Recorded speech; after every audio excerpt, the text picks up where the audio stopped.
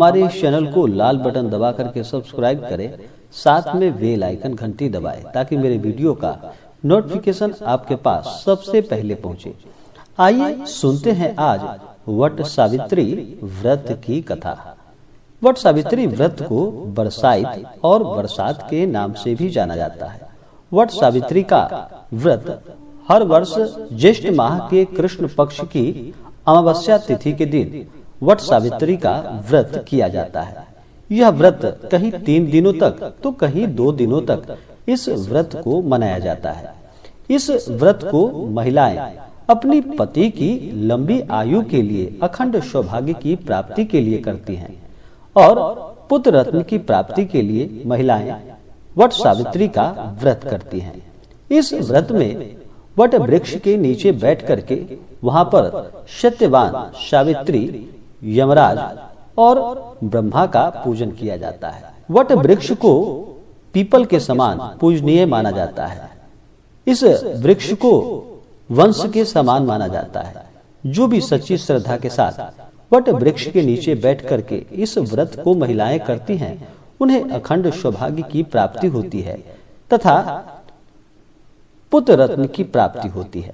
तो आइए सुनते हैं वट सावित्री व्रत की कथा। बहुत समय पहले की बात है कि एक बार महाभारत में जब युधिष्ठिर ऋषि मार्कंडेय से संसार में द्रौपदी समान समर्पित और त्यागमयी किसी अन्य नारी का ना होने की बात कही, तब मार्कंडेय जी युधिष्ठिर को सावित्री के त्याग की कथा सुनाते हैं। पुराणों में वर्णित सावित्री की कथा इस प्रकार से है।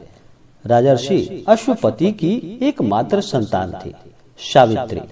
सावित्री ने वनवासी राजा धुमसेन के पुत्र सत्यवान को पति के रूप में चुना, लेकिन जब नारद जी ने उन्हें बताया कि सत्यवान अल्प आयु है, तो सावित्री अपने निर्णय से डिगी नहीं। वह समस्त राज वैभव त्याग कर सत्यवान के साथ उनके परिवार की सेवा करते हुए वन में रहने लगी। जिस दिन सत्यवान के महाप्रयाण का दिन था, उस दिन वह लकड़ियां काटने जंगल गया। वहां मूर्छित होकर गिर पड़ा।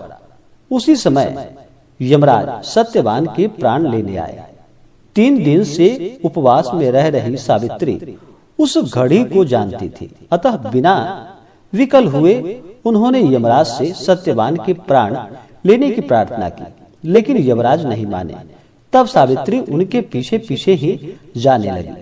कई बार मना करने पर भी वह नहीं माने, तो सावित्री के साहस और त्याग से यमराज प्रसन्न हुए और 3 वरदान मांगने को कहा। तो सावित्री ने सत्यवान की दृष्टिहीन माता पिता के नेत्रों की ज्योति मांगी, उनका छिना हुआ राज्य मांगा और अपने लिए 100 पुत्रों का वरदान मांगा।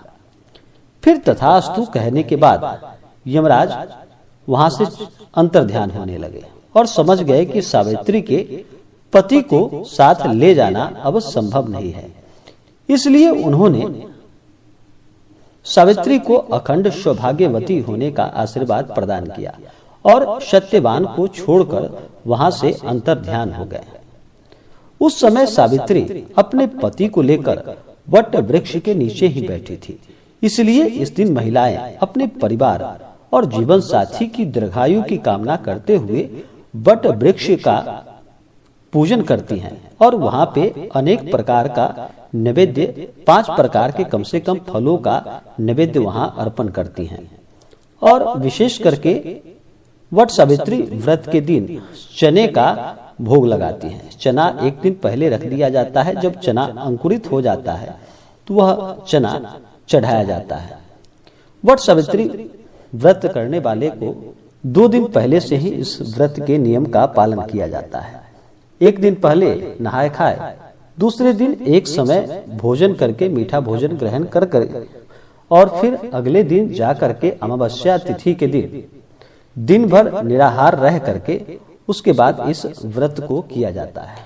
इस बार वट सावित्री का व्रत 10 जून 2021 दिन गुरुवार को किया जाएगा। वट सावित्री का व्रत हमेशा अमावस्या तिथि को मनाया जाता है। तो अमावस्या तिथि प्रारंभ समय 9 जून 2021 दोपहर 2:01 और अमावस्या तिथि की समाप्ति होगी 10 जून 2021 शाम 4:20। इस दौरान वट सावित्री व्रत को किया जाएगा। जो भी सच्ची श्रद्धा के साथ वट सावित्री का व्रत करती हैं, उन्हें अखंड सौभाग्य की प्राप्ति होती है तथा सभी प्रकार के सुखों की प्राप्ति होती है।